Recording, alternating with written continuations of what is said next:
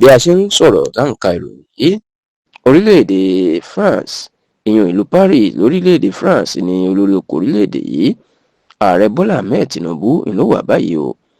tó sì jẹ́ pé láàrin òpin ọ̀sẹ̀ sí ọ̀sẹ̀ tó ń bọ̀ ẹni bàbá náà yóò kúrò ní ìlú Paris lórílẹ̀-èdè France tí yóò sì gba ìlú London lórílẹ̀-èdè United Kingdom, ìyẹn orílẹ̀-èdè England, tí yóò gba ibẹ̀ lọ fún ìsinmi ẹ̀. Bí ẹ kò bá gbàgbé, lọ́sẹ̀ tó kọjá ní ààrẹ Bọ́lá Ahmed Tinubu ló kéde wípé ìlọ́ ti yá òun níbodè Àpòmù, òun fẹ́ lọ fún ìrìn àjò ìsinmi ọlọ́jọ́ mẹ́wàá,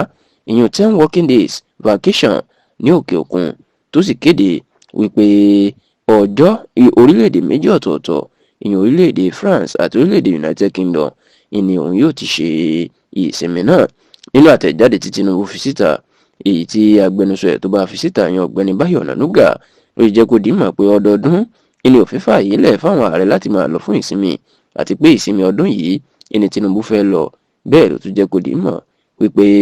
kì í wá ṣe pé Tinubu yóò sinmi o, bó ṣe wà ní ìsinmi náà yóò tún máa ṣiṣẹ́ lókè òkun ni, èyí tó túmọ̀ sí pé kì í ṣe pé ìsinmi pàápàá gan-an ló fẹ́ lọ ṣe ní ọ̀hún.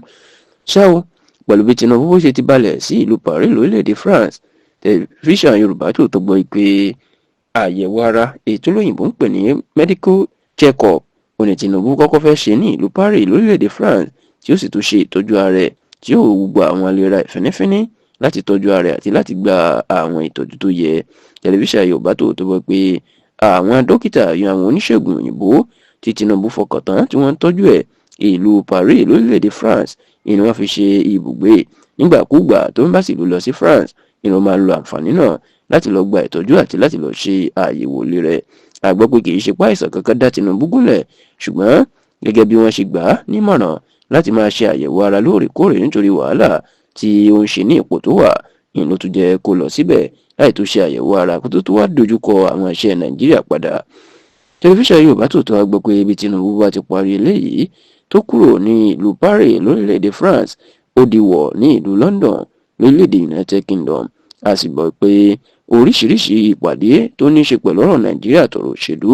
ni Tinubu yóò ṣe ń bẹ̀. A gbọ́ pé àwọn àpàdé lórí àwọn àkàn tí Tinubu yóò tún yàn sípò lẹ́nu ọjọ́ mẹ́ta yìí, pàápàá àwọn aṣojú orílẹ̀-èdè Nàìjíríà lórílẹ̀-èdè míì, ìtàn ń pè ní ambassador, àti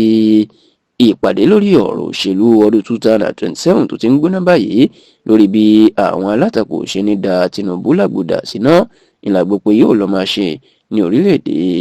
United Kingdom. Tá a sì gbọ́ pé tó bá ti parí eléyìí ènìyàn yóò padà sí orílẹ̀-èdè Nàìjíríà láti tẹ̀síwájú nínú iṣẹ́ tí ó ń ṣe.